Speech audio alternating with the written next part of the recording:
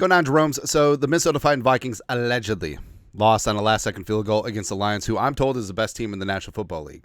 Just ask anyone, right? But the question will be, how will the Vikings drop in the eyes of the national media Jabroni haircuts? Now, as we said, who cares what they think? But also, it does shape public opinion. Joe 12-pack out there just watching the ESPN, because they're the worldwide bleeder of viewers, right? But of course, the most accurate power rankings in the known universe actually drops tomorrow.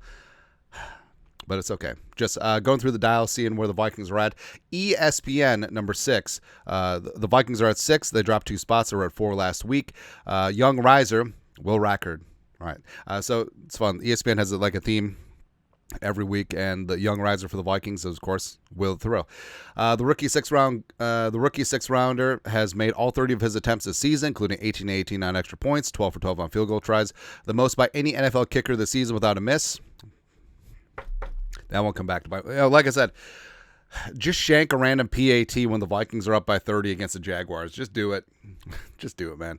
That includes 4 makes of 53 yards or longer, and Coach Kevin McConnell said he was prepared to send out Riker 23 for a 68-yard attempt to win the Vikings Week 7 game before a penalty pushed the line back 5 yards.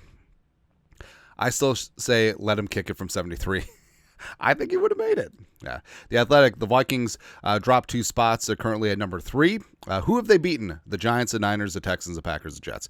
How many good wins are we giving the Vikings credit for with the Niners looking iffy? Oh, I'm sorry. Miso Sai. It's not the Vikings' fault that the Niners are ass, thank you, and also have a couple of injuries now, right? Miso Sai that the Vikings beat them week 2 without McCaffrey, even though McCaffrey is whatever at this point, but they're relatively at full strength. Miso Sai.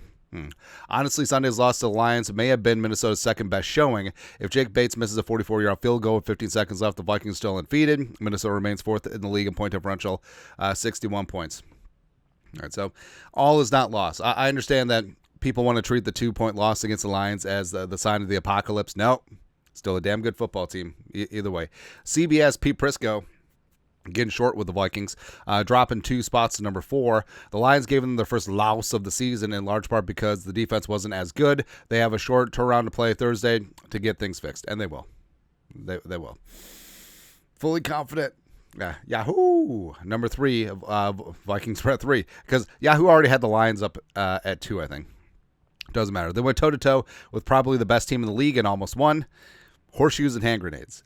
Slinging Sam Darnold continues to sling it, and I just said that, and proven to be one hell of a game manager.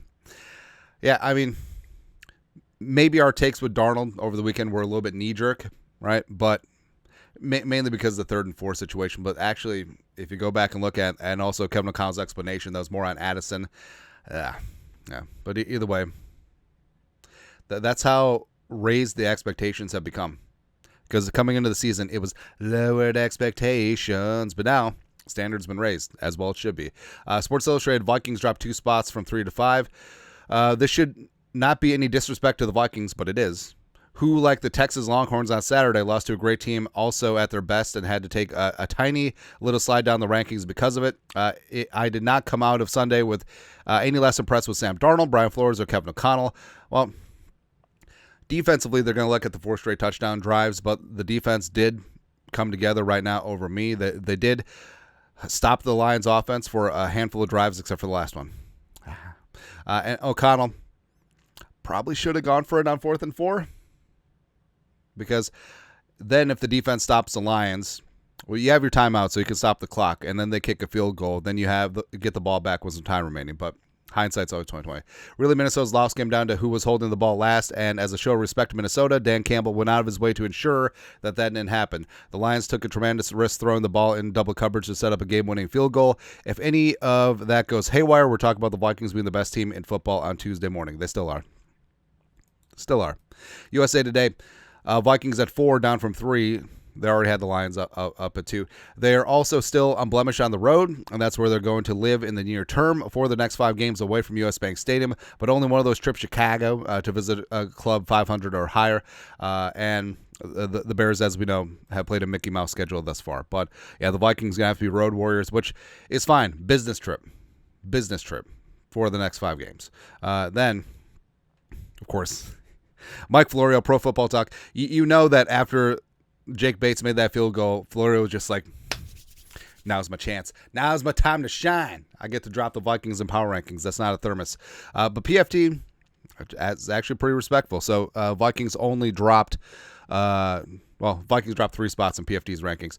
Vikings, can they recover from losing to the Lions before Thursday night? Yes. Yeah. Also like how the Packers are all just creeping up there. Yeah. 30-13. Vikings down 2 spots to 4.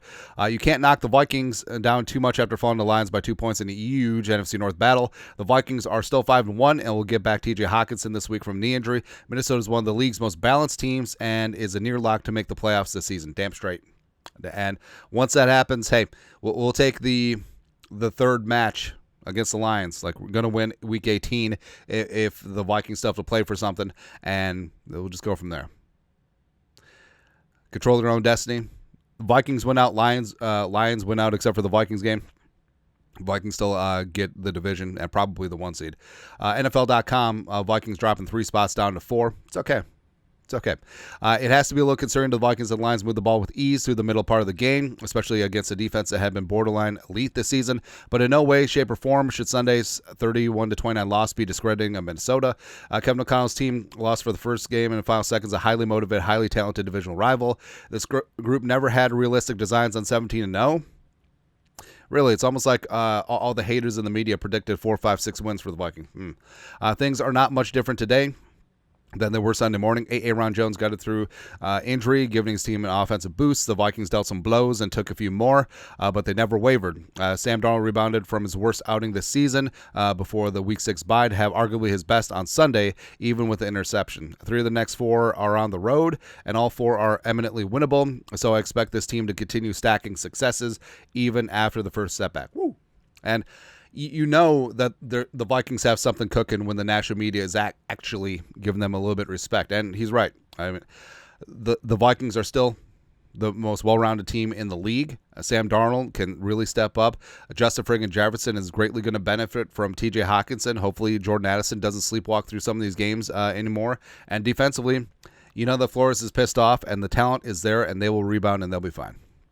So it'll be good to go. But your thoughts are thoughts. Take a look around the NFL. The national media Jabroni haircuts actually don't hate on the Vikings too bad. I feel kind of itchy. I don't know what to do with my hands. Anyways, let us know your thoughts, our thoughts, comment section. You know what to do. Skull production value.